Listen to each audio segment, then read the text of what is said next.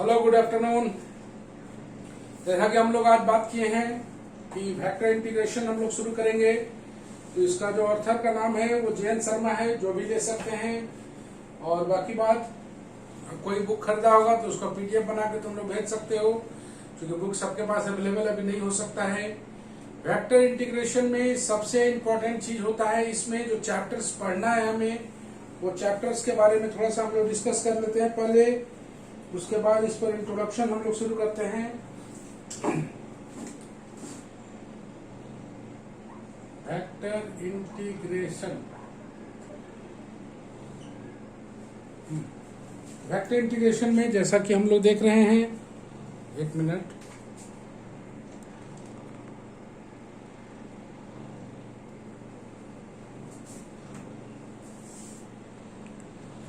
जैसा कि हम लोग देख रहे हैं वेक्टर इंटीग्रेशन में जो चैप्टर्स पढ़ना है वो है, इधर हम लोग लिखते हैं ब्रैकेट में। पहला पढ़ना है लाइन इंटीग्रल,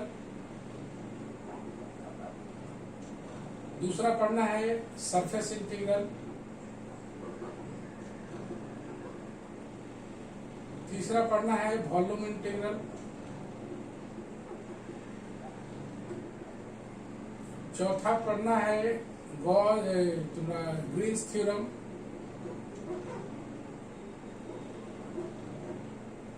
पांचवा है गॉस थ्योरम,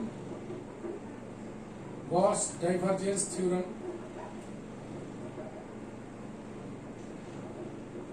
और छठा में पढ़ना है स्टोक्स थ्योरम। स्टोक्स थ्योरम, और इन तीनों के साथ देयर एप्लीकेशन।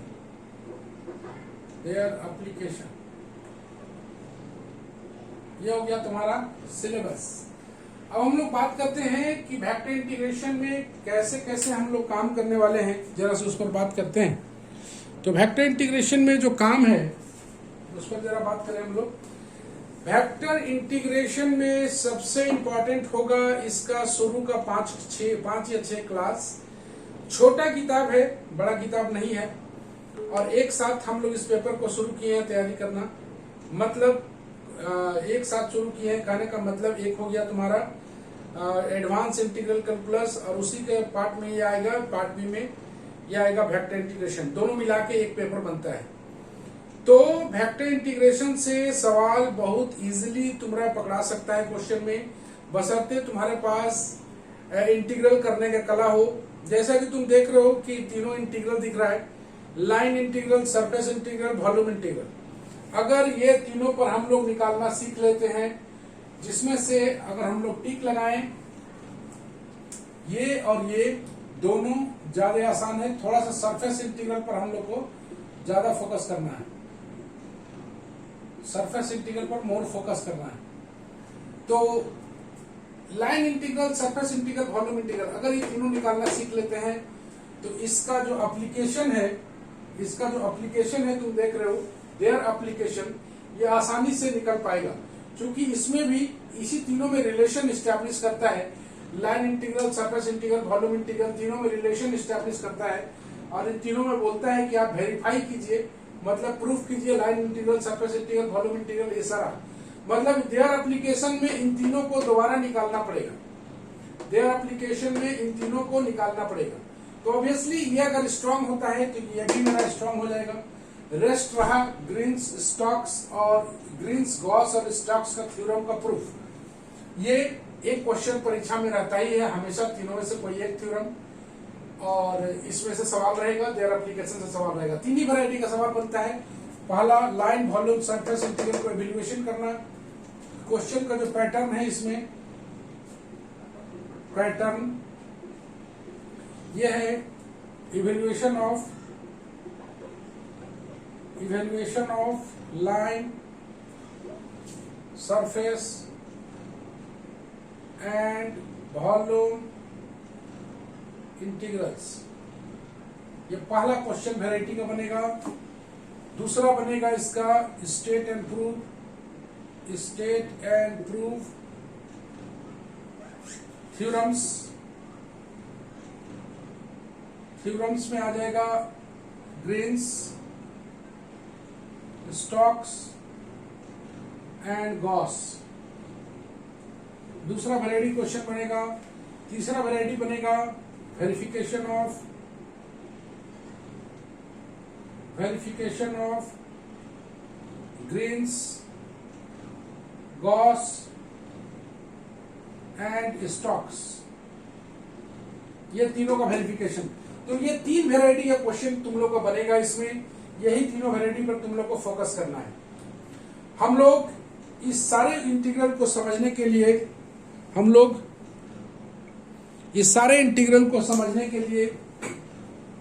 सबसे पहले इसके पैटर्न पर देंगे, इसका प्रिलिमिनरीज पढ़ेंगे। प्रिलिमिनरीज मतलब इसका बेसिक कंसेप्ट क्या होता है। तो इसमें बेसिक कंसेप्ट में जो चैप्टर्स आएगा मेरे पास, बेसिक कंसेप्ट में वो आएगा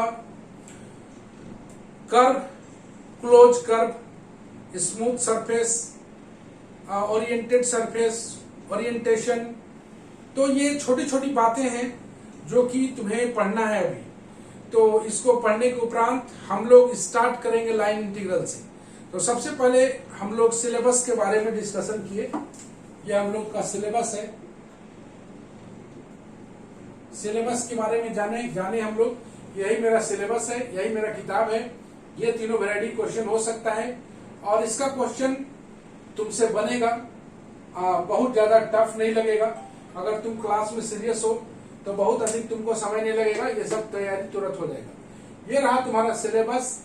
और इसके पहले हम लोग सबसे पहले जो स्टार्ट करेंगे वो स्टार्टिंग होगा इसके बेसिक कंसेप्ट पर। बेसिक कंसेप्ट में जो चैप्टर्स पढ़ना है वो पढ़ना है, वो तुम्हारा है स्मूथ सरफेस,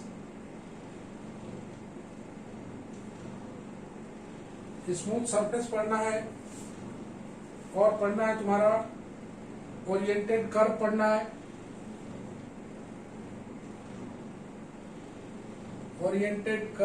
है, तीसरा में पढ़ना है स्मूथ कर्व भी है, स्मूथ कर्व। चौथा में पढ़ना है हमें पीस वाइज स्मूथ,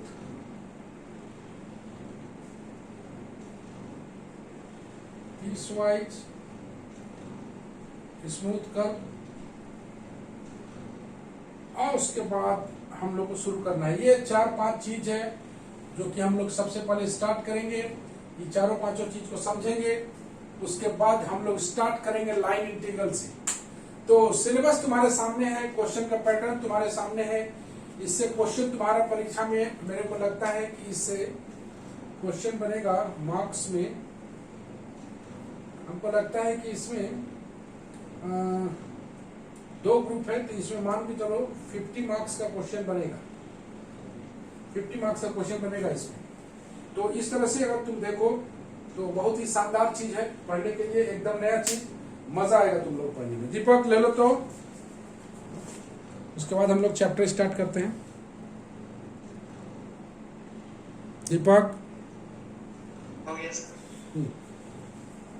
तो हम लोग रेडी हैं अब चैप्टर स्टार्ट करने के लिए।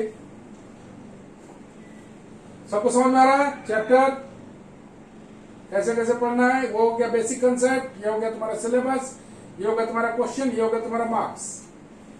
किताब का नाम वेक्टर इंटीग्रेशन।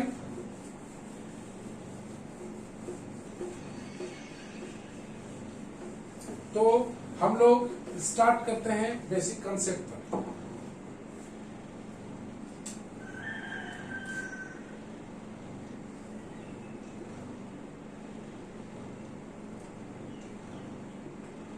चलो थोड़ा सा हम लोग बेसिक कंसेप्ट पर बात करें। बेसिक कंसेप्ट में और क्या क्या चीज हो सकता है पढ़ना। सबसे पहले हम लोग समझते हैं oriented curve.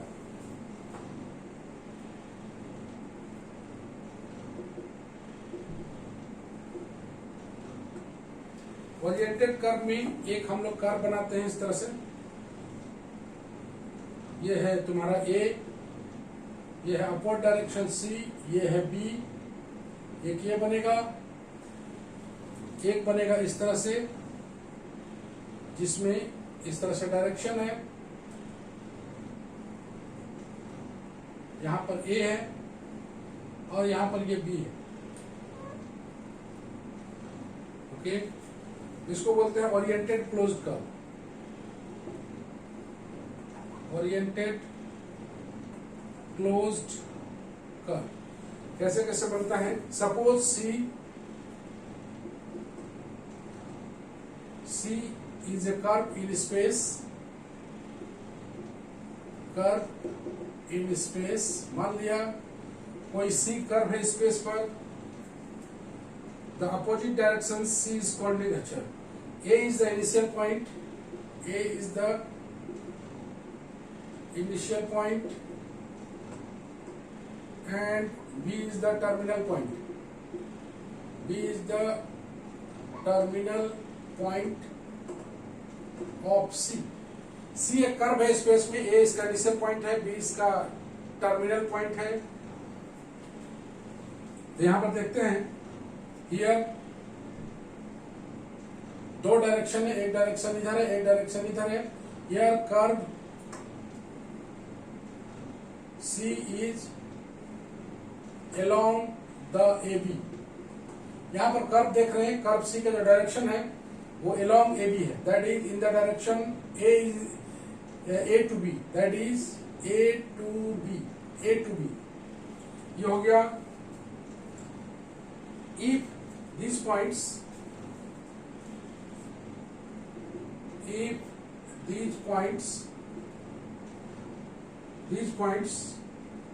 these two points coincide, then the curve C is called closed curve। अगर ये दोनों पॉइंट ए और बी कोइंसाइड करता है यहां पर, जिसे तुम देख रहे हो, इसको बोलते हैं हम लोग क्लोज्ड कर्व। तो ये पहला पॉइंट था ओरिएंटेड कर्व। तो ओरिएंटेड कर्व में सी एक कर्व लिया स्पेस में, ए इज इसका इनिशियल पॉइंट है, बी इसका टर्मिनल पॉइंट है। Here curve C is along A B, मतलब ए टू बी की ओर कर्व जा रहा है। सी कोई कर्व स्पेस में है। अगर ये दोनों पॉइंट कोइंसाइड करता है ए और बी, तो इस तरह का फिगर बनेगा। ऐसे चला, एक ऐसे चला, दोनों कोइंसाइड कर गया ए बी पर, तो यहां पर बोलते हैं इसको क्लोज्ड कर्व। इसको बोलते हैं हम लोग क्लोज, मतलब कर्व क्लोज हो गया है। नेक्स्ट आता है हम लोग का smooth curve.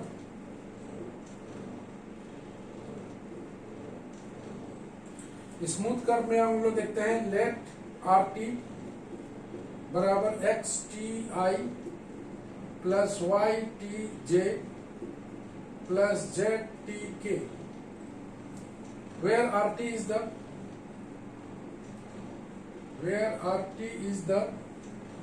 position vector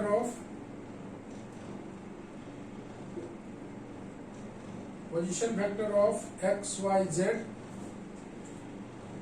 be the parametric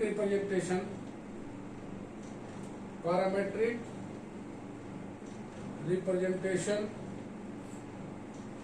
of a curve C। मतलब तुम R बराबर ऐसे भी तुम जानता था एक्स आई प्लस वाई जे प्लस जेड के, तुम जानता था। तो यहाँ पर वेक्टर में हम लोग पहले ही पढ़े हैं कि x का मतलब, R का मतलब समझेंगे आर टी, x का मतलब समझेंगे एक्स टी, y का मतलब समझेंगे वाई टी और z का मतलब समझेंगे जेड टी। ये तुम जानते हो वेक्टर में, चूंकि वेक्टर डिफरेंशिएशन तुम लोग पढ़े हो, उस केस में dr by dt निकालना पड़ता था।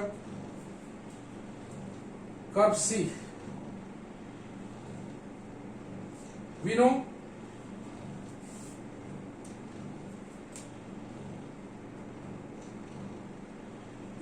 dr by dt is the tangent vector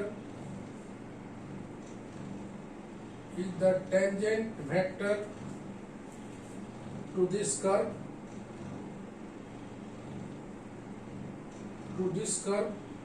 at the point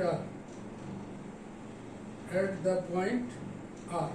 बात को समझना है। dr by dt ये जो तुमको दिख रहा है इज द टेंजेंट वेक्टर, इसको बोलते हैं tangent vector to this curve, इसको बोलते हैं tangent vector to this curve at the point r, इसको बोलते हैं tangent vector to the curve. dr by dt को बोलते हैं टेंजेंट वेक्टर, याद रखना है। देखो दीपक ले लो तो,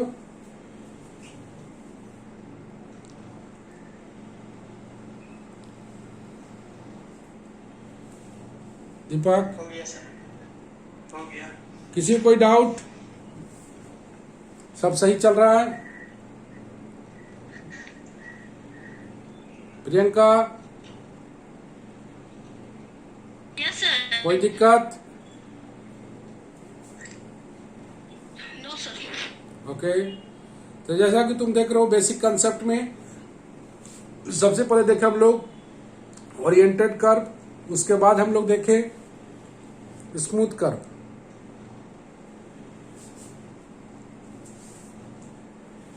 हम लोग स्मूथ कर्व जारी रखेंगे।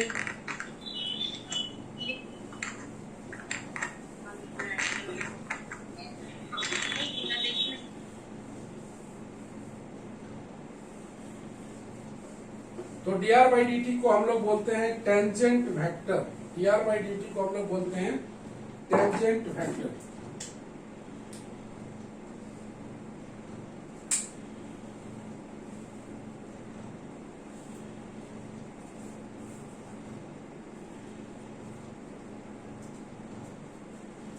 हम लोग स्मूथ कर्व जारी रखेंगे। We know suppose the function, suppose the function rt is continuous, rt is continuous and has a continuous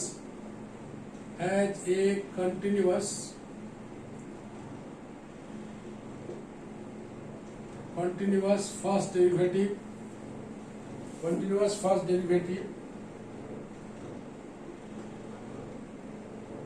not equal to zero vector, not equal to zero vector for all value of t, then the curve C possesses,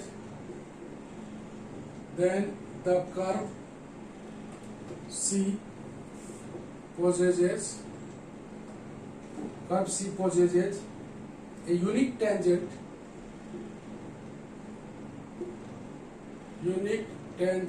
at each of its point, a curve satisfying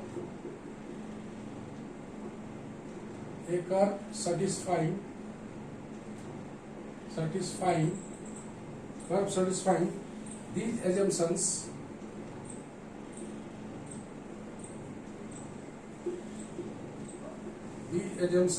is called a smooth curve। तब ये कहलाएगा smooth curve.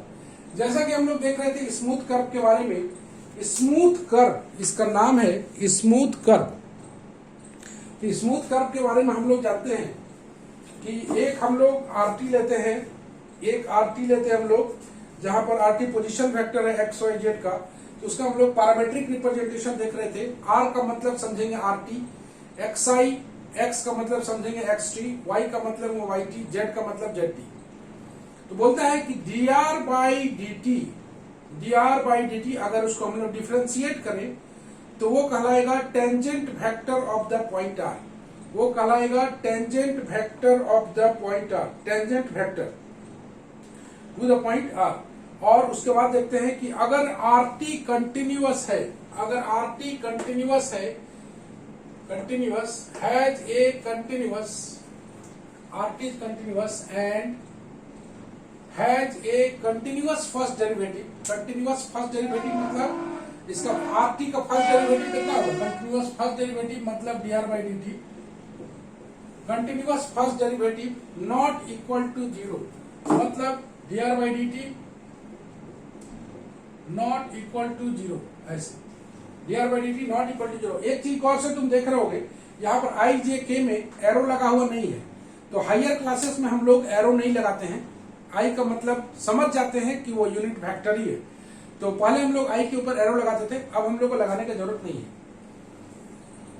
Suppose the function rt is continuous and has a continuous first derivative not equal to zero vector, अगर वो zero vector के बराबर नहीं है for all value of t, तब ये कर्व C पोजेजेज करेगा एक यूनिक टेंजेंट को, तब ये कर्व C एक यूनिक टेंजेंट को पोजेजेज करेगा eight each of its point, जितना भी पॉइंट है सारे में यूनिक टेंजेंट आएगा, जितना भी पॉइंट बन रहा है कर्व में सब में अगर पॉइंट सबका यूनिक पॉइंट बनेगा, यूनिक टेंजेंट बनेगा eight each of its point.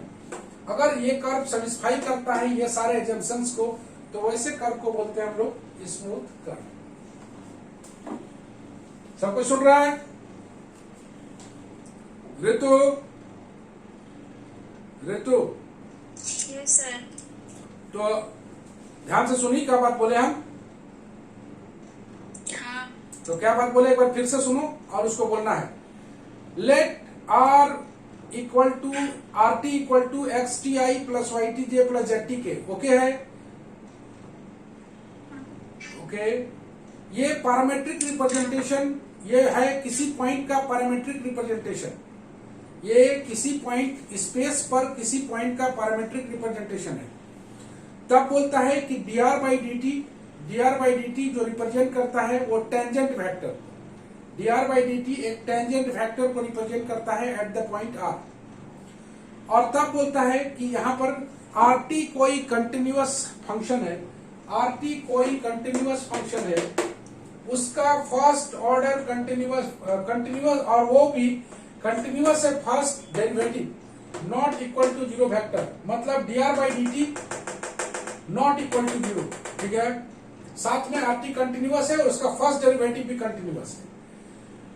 Then the curve C possesses, तब ये कर्व C पोजेज करेगा एक यूनिक टेंजेंट को at each of its point. तब ये एक कर्व, अगर कोई कर्व इस सारे कंडीशन को सेटिस्फाई करता है तो वैसे कर्व को बोलते हैं हम लोग स्मूथ कर्व। ये रहा स्मूथ कर्व। दो चीज हम लोग देखे, पहला देखे ओरिएंटेड कर्व, दूसरा देखे हम लोग स्मूथ कर्व। हम लोग बेसिक कंसेप्ट देख रहे हैं। अब देखते हैं हम लोग थोड़ा सा piecewise smooth.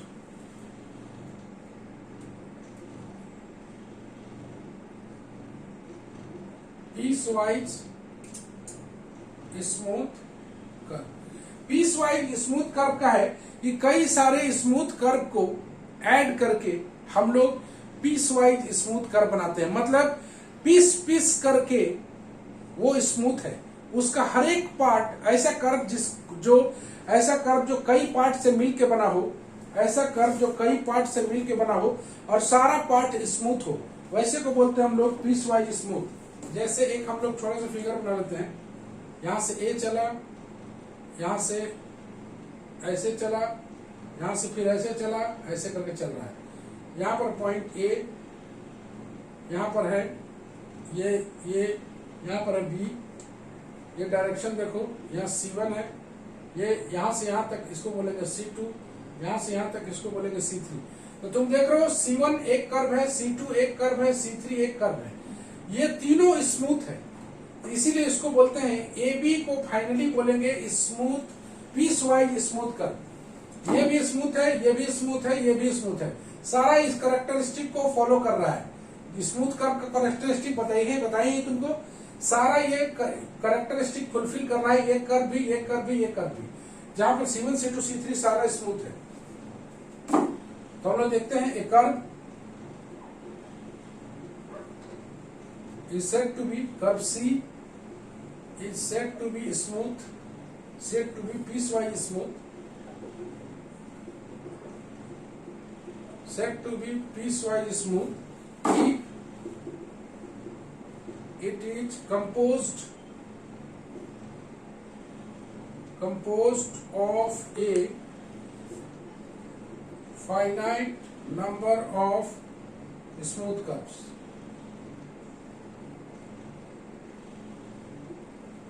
The curve C, here C1, C2, C3 are all smooth curves,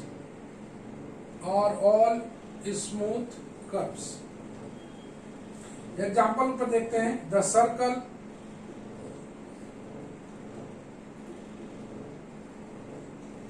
circle is a smooth closed curve. Smooth closed curve.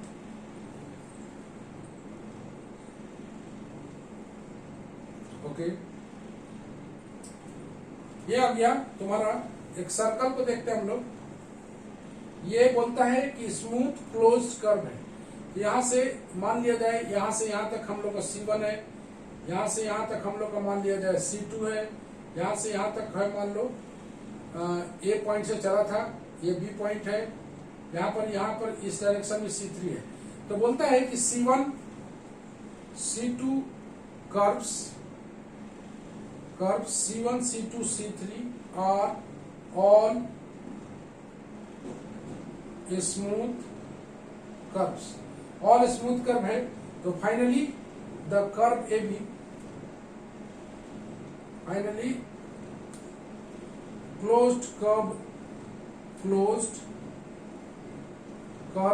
AB is a piecewise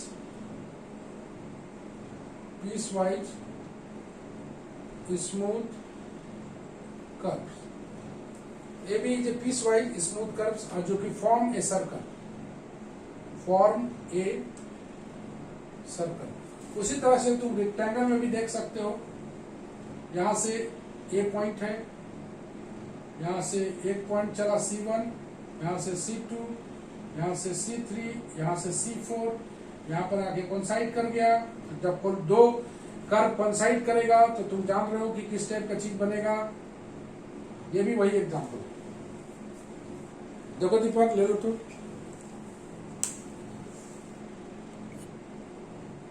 दीपक, हाँ सर, बोले। हो गया सर। हो गया। तो इस तरह से हम लोग अभी देख रहे हैं basic concept.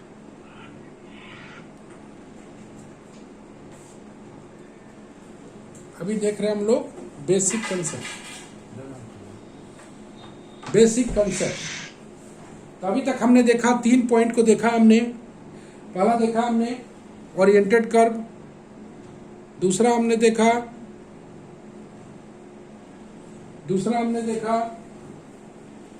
Piece wise smooth curve, दूसरा देखा स्मूथ कर्व, तीसरा देखा piecewise smooth curve. Next part आता है स्मूथ सरफेस का।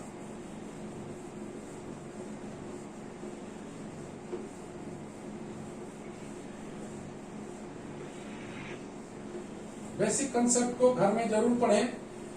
ये बेसिक है। सवाल बहुत अच्छा लगेगा, बनाने में भी तुम लोग को मजा आएगा, कोई कहीं दिक्कत नहीं है।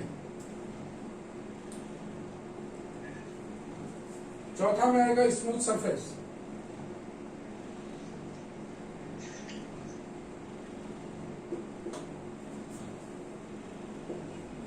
आज हम लोग बेसिक कंसेप्ट पढ़ रहे हैं।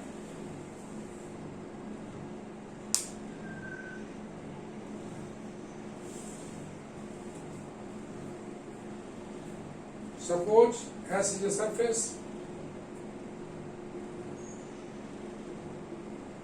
दीपक, किताब ले लिया? नहीं सर, नहीं मिला। मिलवे नहीं किया? नहीं।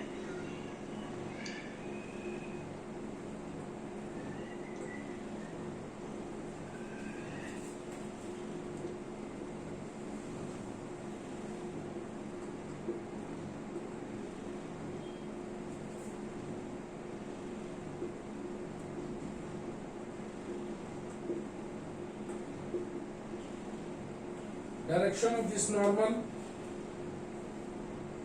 depends continuously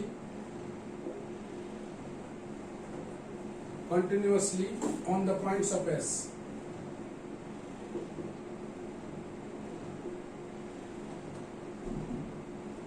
Then S is called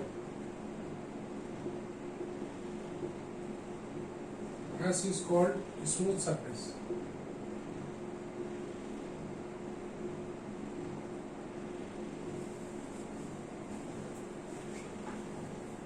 then S is called smooth surface. ये बोलना चाहता है कि S कोई सरफेस है which has unique normal at each of its point. S एक सरफेस है which has a unique normal at each of its point, and direction of this normal depends continuously on the points of S. Then S is called smooth surface. If a surface S is not smooth but can be subdivided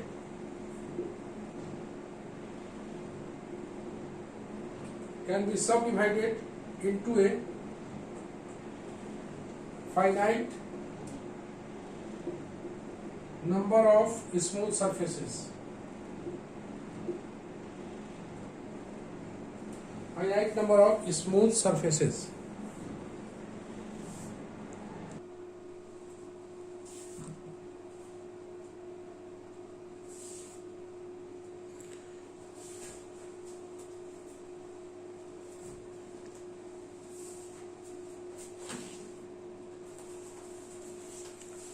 तो थोड़ा सा आगे बढ़े हम लोग. If surface S is not smooth but can be subdivided into finite number of smooth surface, then it is called smooth surfaces. Then it is called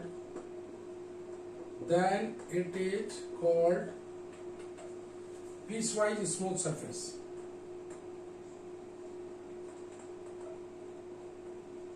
Piecewise smooth surface.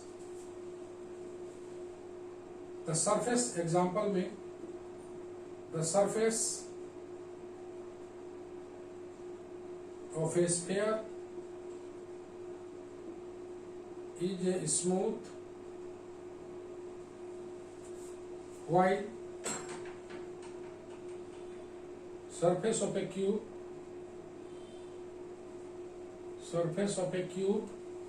is piecewise smooth.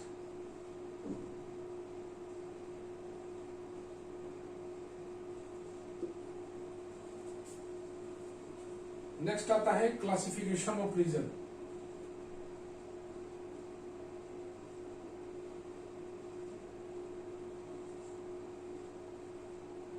तो इसको एक बार समझ लेते हैं.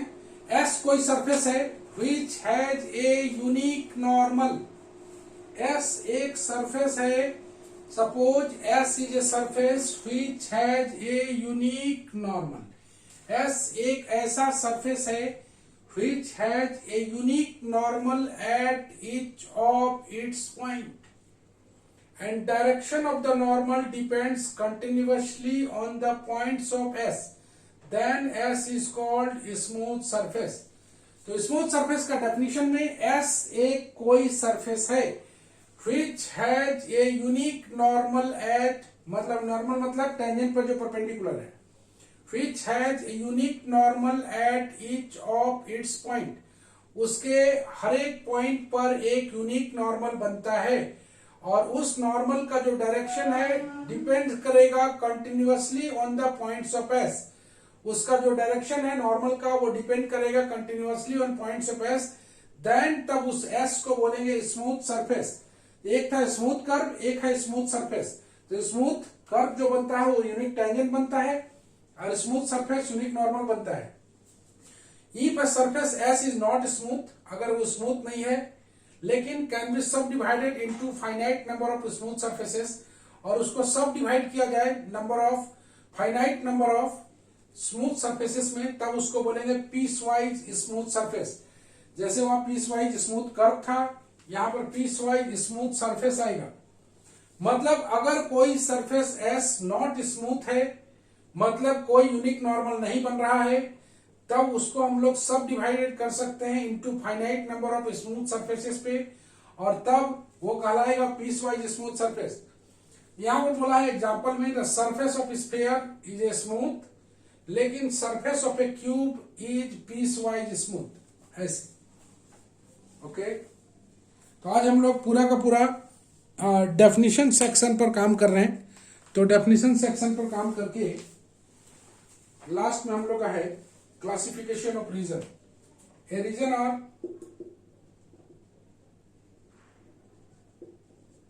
Are in which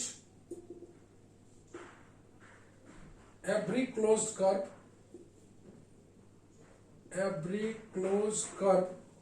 can be contracted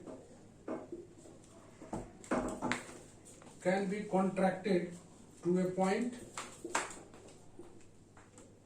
without passing through the region.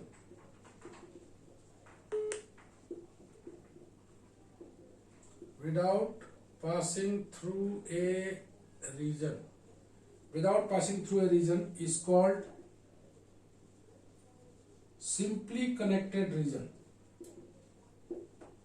Simply connected region. Otherwise or the region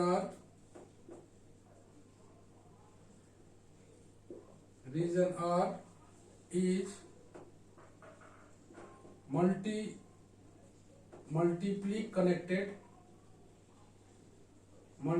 connected region। तो हम लोग next में देखें क्लासिफिकेशन ऑफ रीजन में ए रीजन आर इन विच एक ऐसा रीजन मतलब उसका एरिया, एक ऐसा region are in which every closed curve can be contracted, उसको कॉन्ट्रैक्ट करेंगे टू ए पॉइंट। कहां पर कॉन्ट्रैक्ट करेंगे? एक पॉइंट में। Without passing through a region is called simply connected region. Otherwise the region R is called multiply connected region. तो यही है आज का बेसिक कंसेप्ट जो कि हम लोग पढ़े। बेसिक कंसेप्ट में अगले क्लास जो चलेगा हम लोग का वो बेहद इंपॉर्टेंट होगा। उस रोज शुरू करेंगे हम लोग लाइन इंटीग्रल पर कॉन्सेप्ट और लाइन इंटीग्रल पर सवाल। मतलब बेसिक कंसेप्ट के बाद पहला जो चैप्टर है इसका लाइन इंटीग्रल वो शुरू होगा। बेहद इंटरेस्टिंग, बेहद मजेदार कैलकुलेशन है लाइन इंटीग्रल को कैसे निकाला जाता है। जैसे लाइन इंटीग्रल का मतलब हम लोग समझते हैं सिंगल इंटीग्रल, सरफेस इंटीग्रल का मतलब समझेंगे डबल इंटीग्रल, और वॉल्यूम इंटीग्रल का मतलब समझेंगे ट्रिपल इंटीग्रल।